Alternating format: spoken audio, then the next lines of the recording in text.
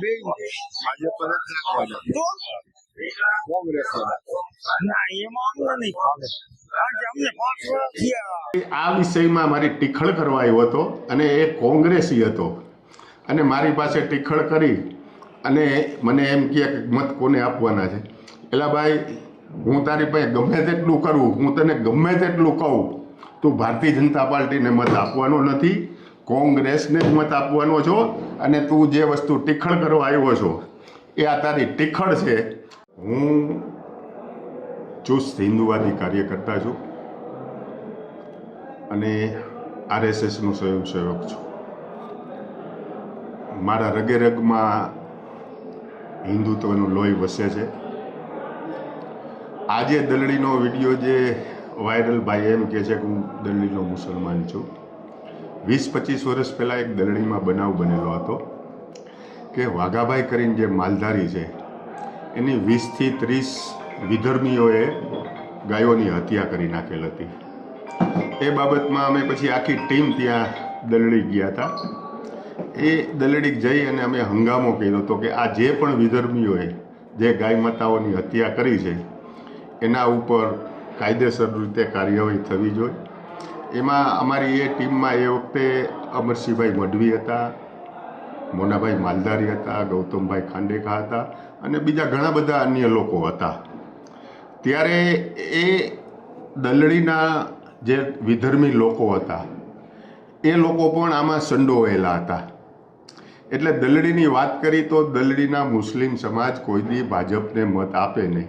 અને 25 વર્ષનું જે એની મતદાર યાદી છે દલડીની એ પણ આપ જોઈ લ્યો કે ભારતીય જનતા પાર્ટીને મત આ દલડીમાંથી કેટલા મળ્યા છે.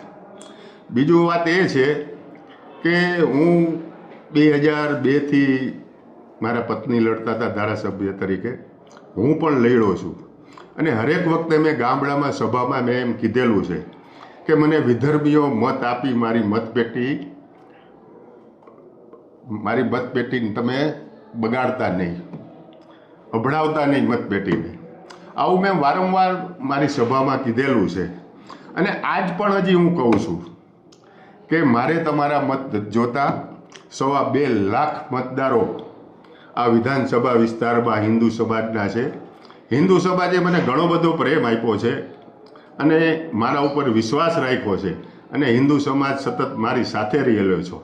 એટલે મારે આટલા બધા જો હિન્દુ સમાજના મત હોય તો બીજા લોકો પાસે મારે મત માગવાની જરૂર નથી. અને ખોટી મતપેટી શું કામ અભડાવીએ જોઈએ? કારણ કે મને જે લોકો કહી રહ્યા છે બજારમાં ઘણું બધું કહેતા હોય, કોઈ લોકો શેતાન કહેતા હોય, કોઈ લોકો સારા કહેતા હોય. એટલે શેતાન તરીકે પણ એ લોકો મને ચિતરી રહ્યા છે. તો એ શેતાનને એ લોકો મત કેવી રીતે આપે? અને આ દલડીવાળાની જે વાત રહી એ આ વિષયમાં મારી ટીખળ કરવા આવ્યો હતો અને એ કોંગ્રેસી હતો અને મારી પાસે ટીખળ કરી અને મને એમ કહે કે મત કોને આપવાના છે. એલા ભાઈ, હું તારી પાસે ગમે તેટલું કરું, હું તને ગમે તેટલું કહું, તું ભારતીય જનતા પાર્ટીને મત આપવાનો નથી, કોંગ્રેસને જ મત આપવાનો છો. અને તું જે વસ્તુ ટીખળ કરવા આવ્યો છો એ આ તારી ટીખળ છે. અને બીજી વાત એ છે કે મેં દલડી ઢીઘલિયામાં કોઈ દિવસ પાણી છોડાવેલ નથી. આવી જ રીતે હું રાત્રે 1 વાગે કુવાડવાથી આવતો હતો અને કલાવડી પાસે એક હોટલ છે. એ હોટલે હું ચા પાણી પીવા ઉતરો એટલે ત્યાં ઘણા બધા લોકો હતા. અપક્ષ ઉમેદવાર હતા, ભારતીય જનતા પાર્ટીના ઉમેદવાર હતા, આમ આદમી પાર્ટીના ઉમેદવાર હતા. એટલે એ લોકોએ બધા એમ કીધું કે આવો નાસ્તો કરવા. એટલે હું બેઠો. હવે એ વાતને પણ લોકોએ વિડીયો ઉતારેલ છે અને એમ કીધું છે કે અહીં અપક્ષ માટે મત માગે. એટલે ભાઈ, ભારતીય જનતા પાર્ટીના ઉમેદવાર છે, આમ આદમી પાર્ટીના ઉમેદવાર છે, અપક્ષ ઉમેદવાર છે અને બધાના કાર્યકર્તા છે. તો હું અહીંયા મત કઈ રીતે માગી શકું?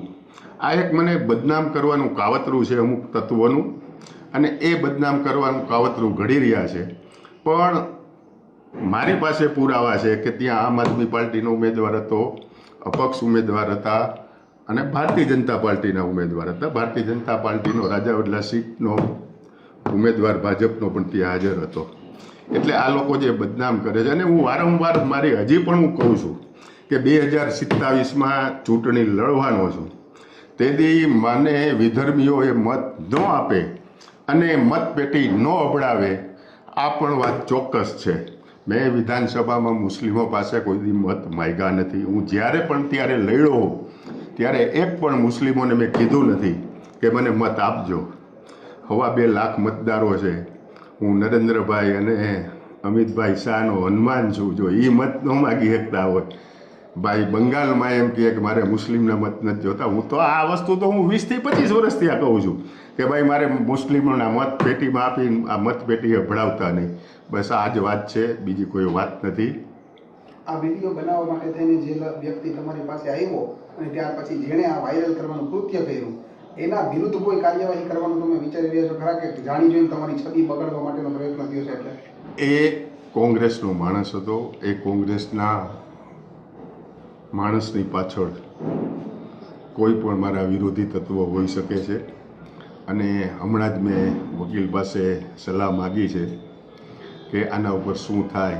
એટલે એને સામાન્ય તો એ રીતે કીધું છે કે પોલીસ સ્ટેશનમાં ફરિયાદ ન થાય, કોર્ટમાં થાય. હું વકીલ પાસે સંપૂર્ણ રીતે જાણકારી કરી અને આની પાછળ આ ભાઈ અને એની પાછળ કયા કયા તત્વો સંડોવાયેલા છે એને હું 100% ખુલ્લા કરીશ. બાકી હું હિન્દુ છું, હિન્દુ રહેવાનો, હિન્દુ પાસે જ મત માગવાનો છું એ વાત ચોક્કસ છે. વિધર્મીઓના મારે મત જોતા નથી અને વિધર્મીઓ મારી મતપેટી અબડાવે નહીં આ પણ ચોક્કસ વાત છે.